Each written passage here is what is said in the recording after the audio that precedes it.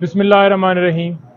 आज इमरान खान साहब की यहाँ पर जो दरख्वास्त दी थी खान साहब की मिसेस की तरफ से, वो ये थी कि महफूज खाने के हवाले से वाज़ेह तौर पर हदायत जारी की जाएँ, और दूसरा उसमें ये था कि जेल मैनुअल के मुताबिक जो उनका हक है वो दिए जाए, जो वहाँ पर सख्तियाँ की गई हैं।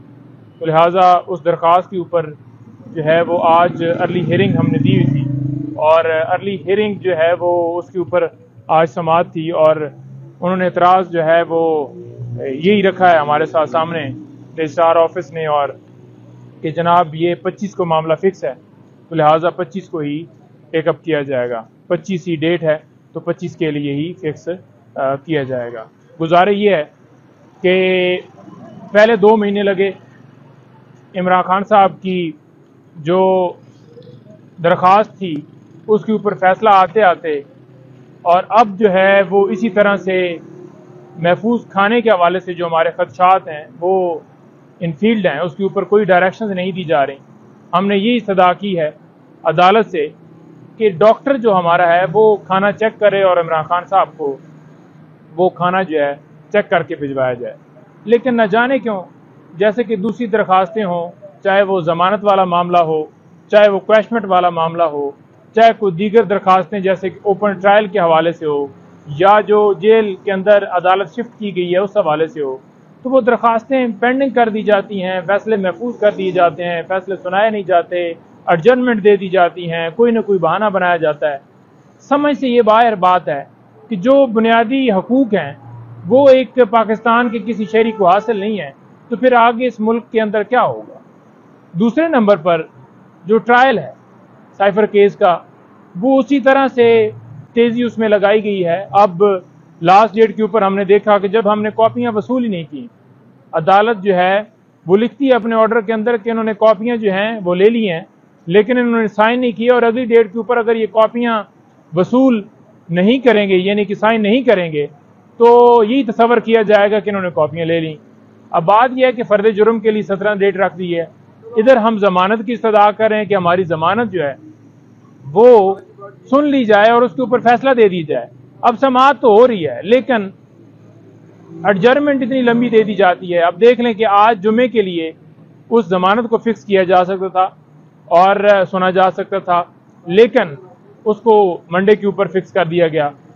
अब अदालत के अंदर ये रिमार्क्स हमारे लिए बड़े तकलीफदेह हैं कि अदालत ये कहती है कि इनको एक तो हक दिया जाएगा, फिर 3-4 दिन फैसला देने में लग सकते हैं।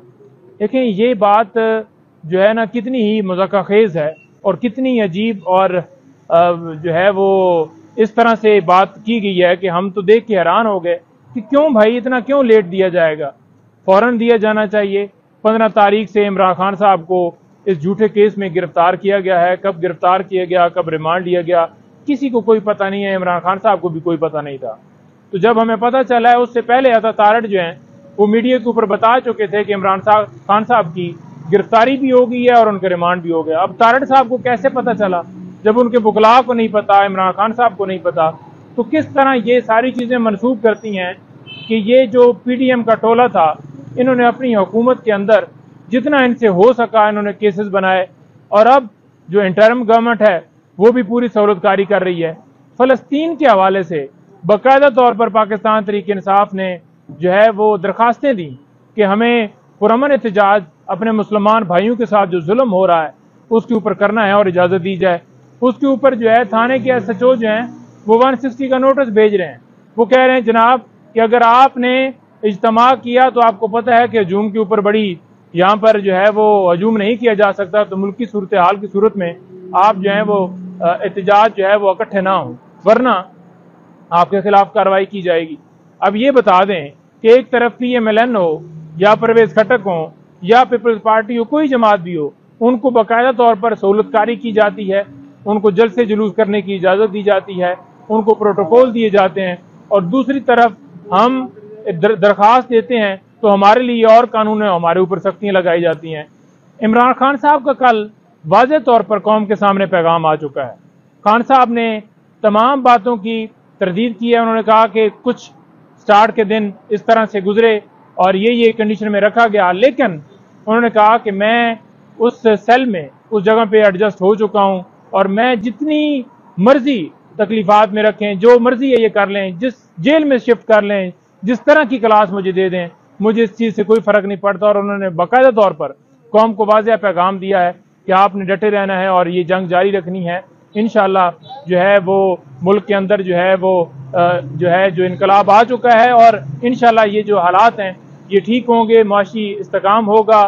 सिर्फ एक डिमांड की है इमरान खान साहब ने कि फ्री एंड फेयर इलेक्शन जो है वो करवाया जाए और टाइम के ऊपर जो है वो करवाया जाए। जो आईन पाकिस्तान जो खान साहब ने कि फ्री एंड फेयर इलेक्शन जो है वो करवाया जाए और टाइम के ऊपर जो है वो करवाया जाए। जो आईन पाकिस्तान जो है वो कहता है उसके मुताबिक जो है वो डेट देकर इलेक्शन करवाया जाए। साथ में उन्होंने साइफर केस के हवाले से जो ये बोगस केस बनाया गया, उन्होंने बड़ा वाज़ेह तौर पर जो है वो पैगाम क्लियर किया है कि उन्होंने कहा कि किस तरह से बाहर से साजिश हुई और हमारे किस तरह से जो है लोगों को बचाने के लिए ये सारा जो है वो काम किया गया और मेरे ऊपर बोगस केस जो है ये दर्ज किया गया। और कल आपने देखा दलाइल के अंदर भी क्या क्या चीज़ें आपके सामने आई कि इमरान खान साहब के पास 33 दिन ये जो है, अगर कहते हैं कि जो है वो ओरिजिनल साइफर जो है वो था, ये ओरिजिनल तो था ही नहीं, उसके कोड को डिक्लासिफाइड किया गया था, तो 33 दिन इमरान खान साहब के पास रहा और उसके बाद तो जो है शहबाज शरीफ के पास रहा।